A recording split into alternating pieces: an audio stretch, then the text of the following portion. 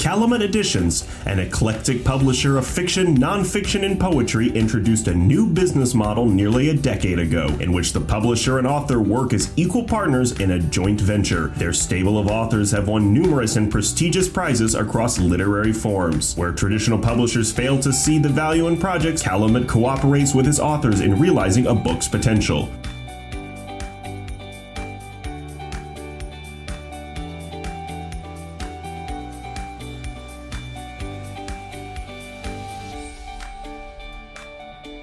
Welcome. Writers Corner is back. Alan Miller with you. And with us today are two of Minnesota's very finest writers. We're really fortunate to have them both on the same show. To my right, David Housewright, who is an Edgar Award-winning author. He has won 3 Minnesota Book Awards, president of the Crime Writer Private Eye Writers Association of America, and his 28th book is coming out in, I believe, July. Is that correct? Actually, it's 29th, not that 29th? Not that we're keeping track. Well, we are keeping track. And on my left, Matt Goldman, who started out as a stand-up comedian from the University of Minnesota.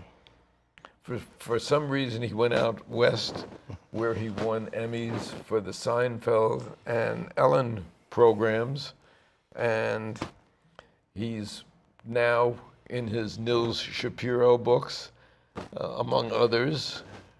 Mostly standalones now. Yeah. Mostly standalones, okay. You know, it's funny. In 2022, I wrote a novel about water. It was about the water crisis. Mm-hmm. You both have books coming out now with water in the title. So why don't we talk about that? Tell us about your book, which is coming out Tuesday. We're here in the end of May. The book mostly takes place up at Leech Lake at a fictitious resort. It's about 2 siblings who grew up at that resort. They're Irish twins, only a year apart. They never got along. They do not like each other at all. When one graduated high school, she moved to the East Coast.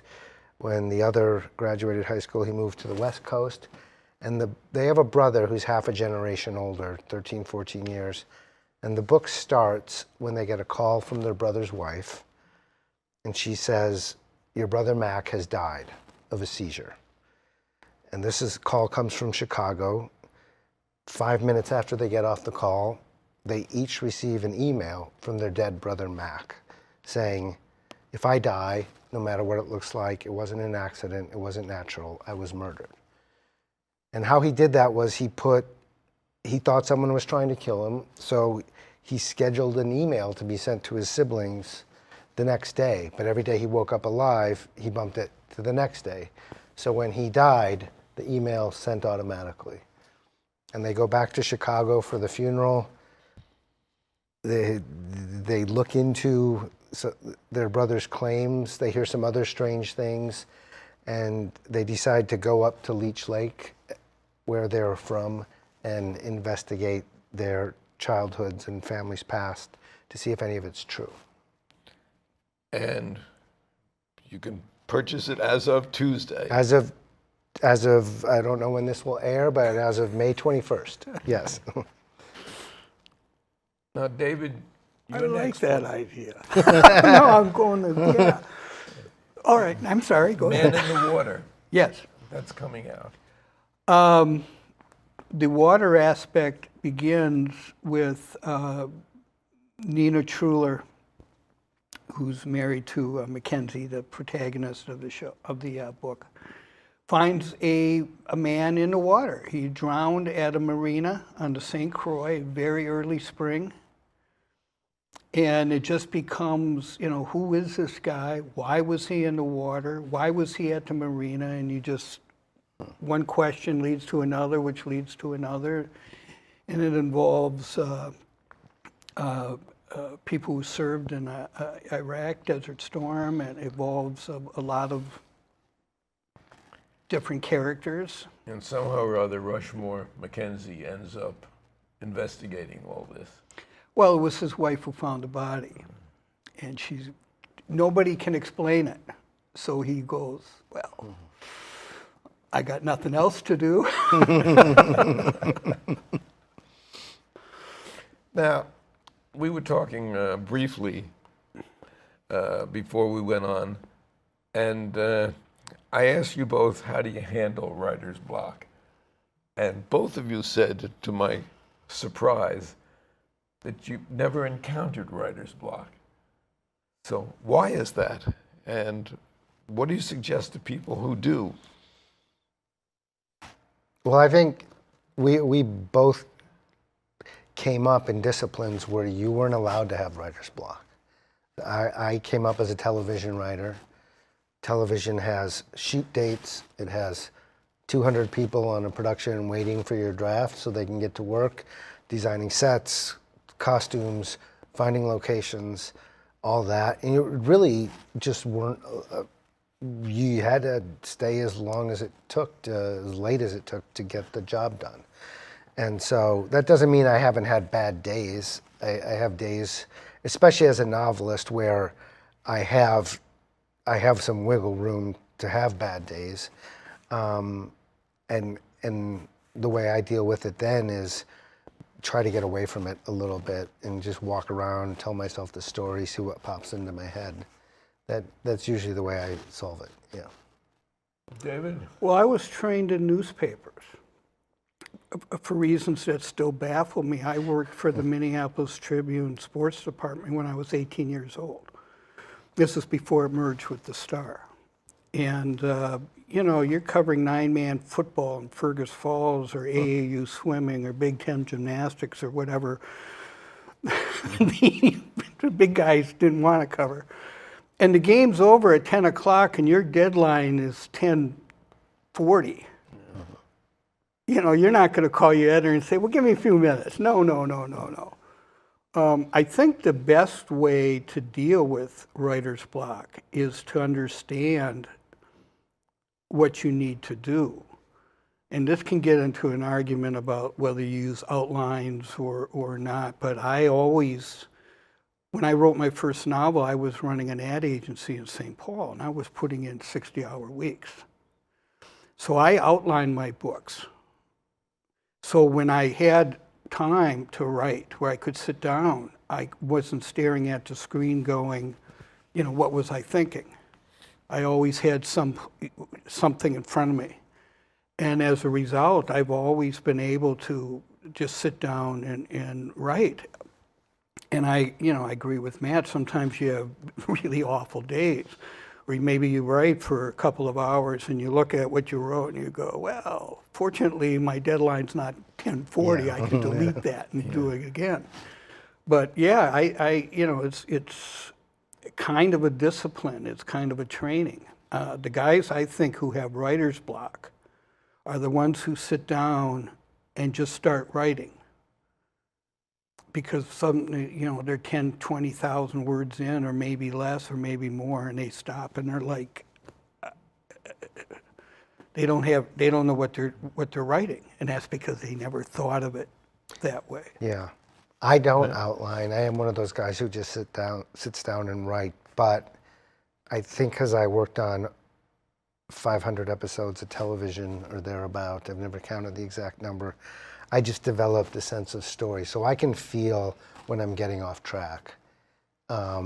It's usually there's something wrong with the story. That's usually the problem. Your characters aren't being true within that story, and it feels off. That's usually the problem. So, you know.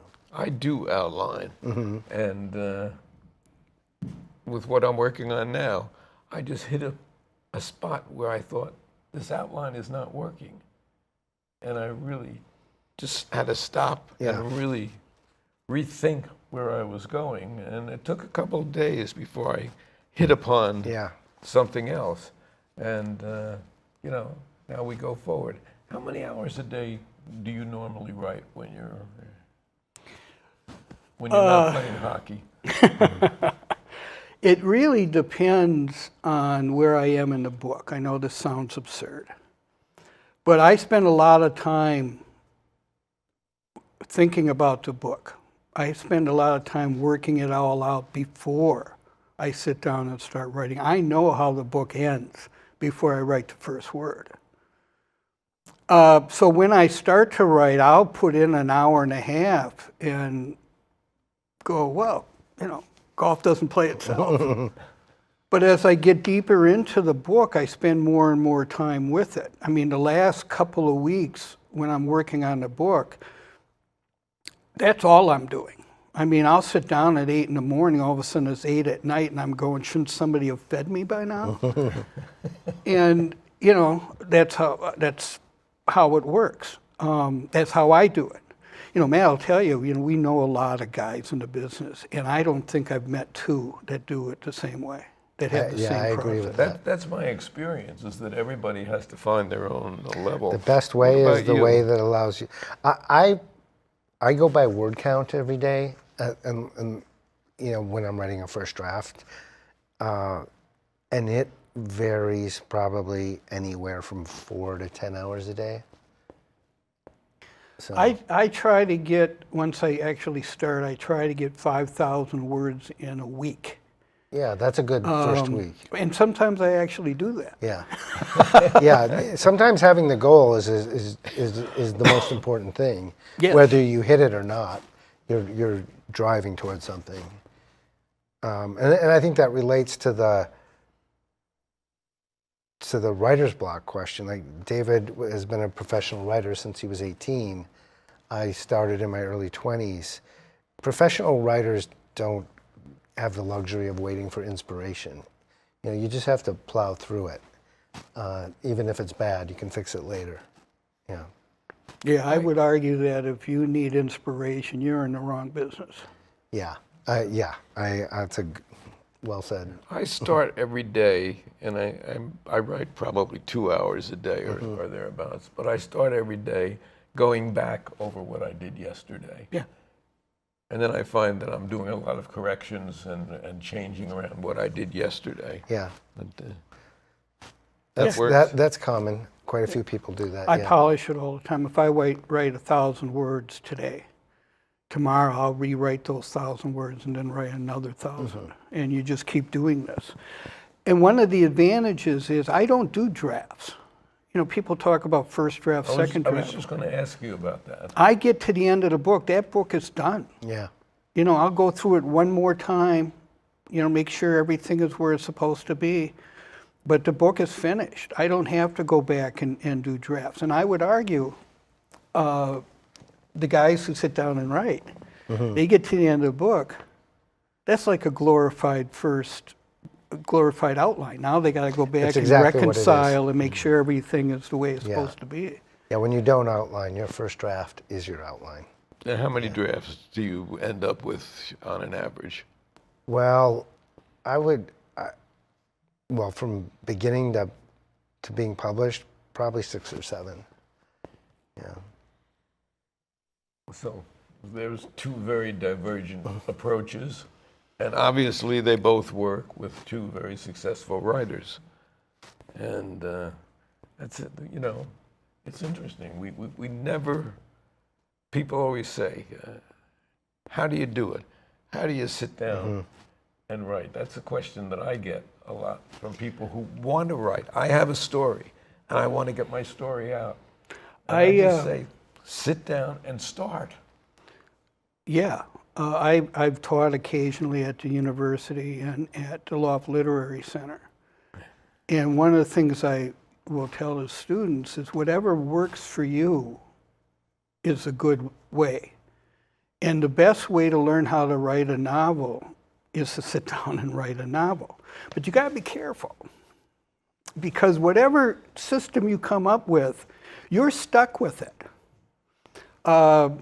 An example I like to use is Kruger, William Kent Kruger. Now, he would get up an hour and a half early every morning and go to the St. Clair broiler down on Snelling and St. Clair. With his yellow pad. Well, I think he used college notebooks, with the thing, but whatever he used, he would write for an hour and a half. Then he'd get on the bus and he'd go to work. I think he was at the university then, but don't hold me to that. Anyway, things went well. He was able to retire, going to write full time. He's going to sit at home. Can't do it. Literally cannot do it, because that's not how he taught himself to write a book. So he would go back to the St. Clair broiler with his notepads and would write. In booth number 5, Yeah. I actually went to booth number 5. I was having trouble with the book. Didn't do me a damn bit of good. But you know, that's the system. And now, of course, St. Clair Broiler's been closed for a couple of years. But he goes to coffee houses Yeah. and stuff like this. And I keep telling him, one of these days I'm going to show up at the coffee house. And I'm going to go, that's William Ken Kruger sitting there working on a book. That doesn't frighten him at all, because that would require me getting up early in the morning, and that's not going to happen. But yeah, that's, you know, you got to be careful. Now, like I told you, when I wrote my first book, I used outlines because writing time was at a premium, and I had to make sure, you know, I couldn't just sit there and wing it. When I sold my agency, after my first book came out and things were going my way, I sold my agency to my partner, and now I'm going to do freelance and I'm going to write at home. So I'm not going to have outlines. I don't need outlines. I couldn't do it. It took me 13 months to write my third book, and the only way I finished it was I actually, after a while, just sat down and outlined the entire book as if I hadn't written a word, and then went back and rewrote it to fit the outline. You got in the habit of doing it? And that's you know, that's my habit. They're not nearly as specific as they were, my outlines. They're not really as detailed as they were. It's a lot more loose, a lot more of a living document, but I still have to have that. And you know going in how it ends. Oh, absolutely. Yeah. Now, did stand-up help you writing in terms of your writing? It did help in a couple of. I mean, it got you to Hollywood. It got me to Hollywood. Stand-up is really all about economy of words, and so you really learn to cut the fat because the more you have, the longer you have between laughs. So I learned a lot about that, and there's also great value in rewriting that you learn as a stand-up. You have an idea for a joke, you write it, you try it. Next time you're on stage, you tweak it a little bit, you move a word here, change a word there. And so it really taught me that whatever you're working on, it can get better. It'll get better. Yeah. And there is a certain lightness to Nils Shapiro. There is to his sense voice. of humor, right? Yes. Yeah. Yeah. So I try to have humor in my books, but humor that's organic to the characters and to the situation. And really a lot of the funniest TV shows over the last 20 years have also been the darkest TV shows. And the humor has been in reaction to that darkness, whether it's Breaking Bad or The Sopranos or The Wire. Those shows can be very funny. Now, moving on, as we say, what about humor in your books? Does it come naturally? Something the old man told me many years ago. Just because something's important doesn't mean it's serious. Yeah. And the thing with McKenzie is, now, unlike Taylor, now, I have 2 series. Now, Taylor is a traditional trench coat detective, Sam Spade. Holland Taylor, we're talking about. Yes, and McKenzie isn't. McKenzie is a unlicensed PI who's doing this stuff for fun, not for profit. So his books are a lot lighter in tone. I mean, there are crimes that take place, and there are, you know, very serious moments and gunshots and people dying. But there's a lightness in the tone to it, because he's not being forced to do it. This isn't his job. This isn't his vocation. He's not a police officer. So his humor is much lighter, and you'll find that most of it comes from him making fun of himself. Self-deprecating humor. his inner voice telling him, well, that was stupid, that sort of thing. Sometimes things just fall into place. Like I mentioned, I'm writing about censorship and book banning right now. So I have a woman who started, as a matter of fact, there's a famous author who started a bookstore. It's been publicized recently, but I had an author who started a bookstore, and I couldn't think of a name for it. And she's against book banning. So she came up with this name, Band-Aid, B-A-N-N-E-D hyphen A-I-D. That's the name of her bookstore. Okay. It just fell in. I mean, I think that it really worked. And of course, she got sued by Johnson & Johnson because of Band-Aids. No. That wouldn't have happened. I worked in advertising for a long time. And, you also get some in books occasionally, the copyright laws and copyright rules. So if I gave you a draft of that, you would have X'd it out. No, I would have, no, that's fine. That's out of context. You're not selling a product that's made to close wounds. I mean, it's a different thing. It depends on how it is used. But you probably would get away with that in real life. So, are you working on your next one already, or your next several? I am always working on one. Right now, the ideas I have are just really awful. But something will come to me. Something, Matt will tell you, the ideas come to you sometimes accidentally. Like I'll be sitting there thinking, identity is one of the reoccurring themes in my books, who we are, how we become the people we are. And I'll have that in the back of my head, and then I'll remember, some guy robbed a bank in Boston 50 years ago and poof, disappeared. He became the inspiration for the Thomas Crown affair. The U.S. Marshals chased this guy for 50 years. And they found him because he died. And something in his obituary alerted the marshals. I don't know if it was his birth date or whatever it was. I tried to find out. They wouldn't answer my calls. And they went and they talked to the family, and the family admitted that on his deathbed, this guy confessed that he robbed this bank. $284,000, and this is back when that was real money. Yeah.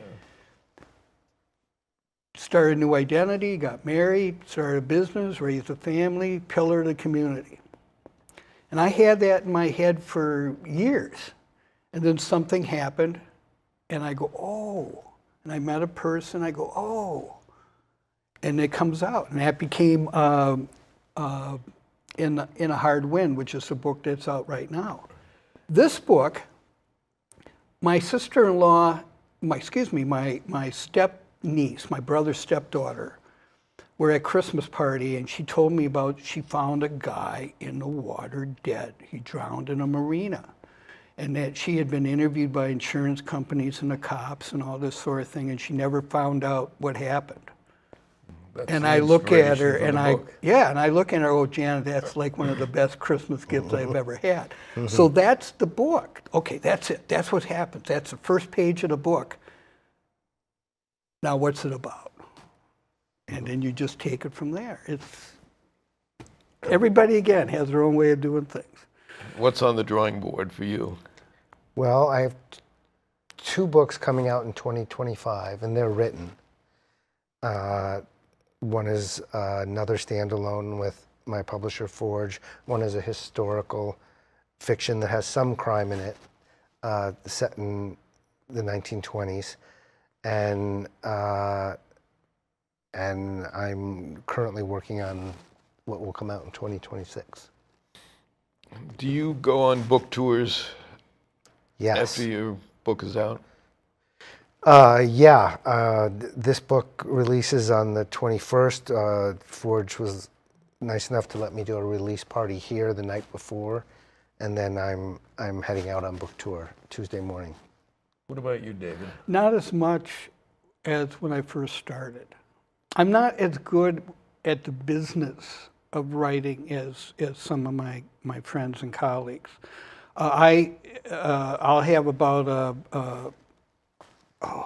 8, 9 signings when in Man in the Water comes out at the end of June. But that'll be about it. And partly it's because it's summer. And I think that's more the norm now. Certainly the public appearances for books almost completely went away during COVID, and it's been slow coming back. Yeah. When I was published in the fall, and then later on when they shifted me to the spring, you would get nice crowds. Now maybe that's a Midwest thing, maybe that's a Minnesota thing. But you come out in the middle of June, end of June, July, it's People want to be outside. yeah, you don't Yeah. get don't get the same return, if you will. But it's part of the business. Is what you If do. you were on the East Coast, you could set up on one of the beaches and You can open up your trunk and Yeah. put a sign up and go, hey. Well, we've been talking with both Matt Goldman and David Housewright, and it's always really interesting to pick your brains a little bit and hear about the process and the procedure and of your both very successful and disparate careers. I mean, yours started out in newspapers, yours started out as stand-up and then in television. And it's just amazing and it's interesting. And also to hear the different methods that you use or that work for you in the writing of books. And this is coming out, Still Waters is coming out, Man in the Water is, Still Waters is coming out on Tuesday. May 21st. May 21st of 2024. Man in the Water, which should have been out already, is coming out June 26th? 25th. 25th. Yeah.